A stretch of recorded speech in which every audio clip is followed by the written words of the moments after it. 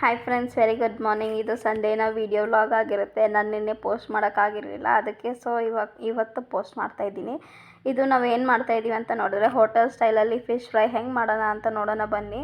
Fish fry powder ತೊಗೊಂಡಿದ್ದೀನಿ, ಅದು 1.5 teaspoon fish fry powder ಹಾಕ್ಕೋತಾ ಇದ್ದೀನಿ.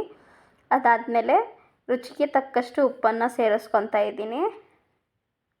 ಆಮೇಲೆ ಅಚ್ಕಾರದ ಪುಡಿ ಹಾಕ್ಕೋತಾ ಇದ್ದೀನಿ ಒಂದು ಸ್ವಲ್ಪ.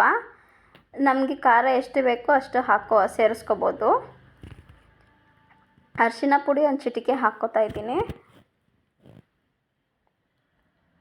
ಅದಾದ ನಂತರ ಆಲ್ಮೋಸ್ಟ್ ನಾವು ಒಂಚೂರು ಖಾರ ಜಾಸ್ತಿ ತಿನ್ನೋದ್ರಿಂದ ಖಾರವನ್ನು ಇನ್ನೂ ಸ್ವಲ್ಪ ಸೇರಿಸ್ಕೋತಾ ಇದ್ದೀನಿ.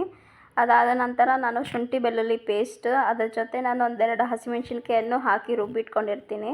ಯಾಕಂದರೆ ಎಮರ್ಜೆನ್ಸಿ ಪರ್ಪಸ್ ಅನ್ನೋದಕ್ಕೋಸ್ಕರ. ನನ್ನ ಹಸ್ಬೆಂಡ್ ಅವಾಗ ನಾನ್ ವೆಜ್ ತರ್ತಾ ಇರ್ತಾರೆ, ಹಾಗಾಗಿ ನಾನು ಅದನ್ನು ಸೇರಿಸ್ಕೊತಾ ಇದ್ದೀನಿ. ಅದಾದಮೇಲೆ ಅರ್ಧ ಲೆಮನನ್ನು ಕಟ್ ಮಾಡಿ ಸೇರಿಸ್ಕೊತಾ ಇದ್ದೀನಿ. ಲೆಮನ್ ಏನಕ್ಕೆ ಯೂಸ್ ಮಾಡ್ತೀವಿ ಅಂತ ಅಂದರೆ, ಅದು ಒಂಥರ ಸಾಫ್ಟ್ನೆಸ್ ಕೊಡುತ್ತೆ ಮೀನು. ಆಮೇಲೆ ಫ್ಲೇವರು ತುಂಬ ಚೆನ್ನಾಗಿರುತ್ತೆ ಅನ್ನೋದಕ್ಕೋಸ್ಕರ ನಾವು ಅದನ್ನು ಯೂಸ್ ಮಾಡ್ಕೋತೀವಿ. ಆಮೇಲೆ ಹುಣಸೆಹಣ್ಣನ್ನು ನೆನೆಹಾಕ್ಬಿಟ್ಟಿದ್ದೆ ನಾನು ಮೀನು ತೊಳೆಯೋದಕ್ಕಿಂತ ಮುಂಚೆನೇ.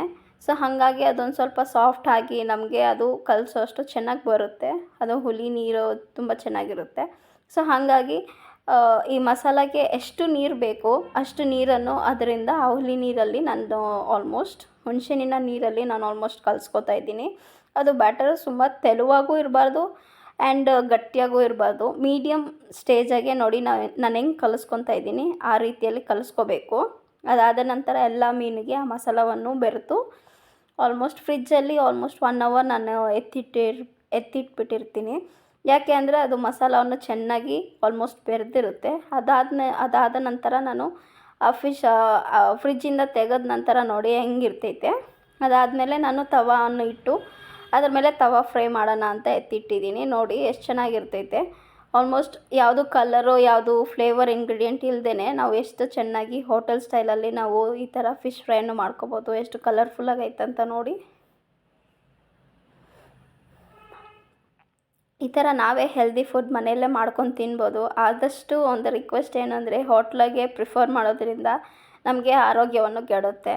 ಸೊ ಹಾಗಾಗಿ ಮನೇಲಿ ಮಾಡ್ಕೊಂಡು ತಿನ್ನೋದು ತುಂಬ ಒಳ್ಳೆಯದು ಅಂತ ನಾನು ಅನ್ಕೋತೀನಿ. ನೀವು ಅನ್ಕೊಳೋದಾಗಿದ್ದರೆ ಕಮೆಂಟ್ ಮಾಡಿ, ಸಬ್ಸ್ಕ್ರೈಬ್ ಮಾಡಿ, ಶೇರ್ ಮಾಡಿ, ಬೆಲ್ ಐಕಾನನ್ನು ಕ್ಲಿಕ್ ಮಾಡ್ಕೊಳ್ಳಿ. ಈ ವಿಡಿಯೋ ನಿಮಗೆ ಇಷ್ಟ ಆದಲ್ಲಿ ನಾನು ಫಾಲೋ ಮಾಡಿ. Thank you.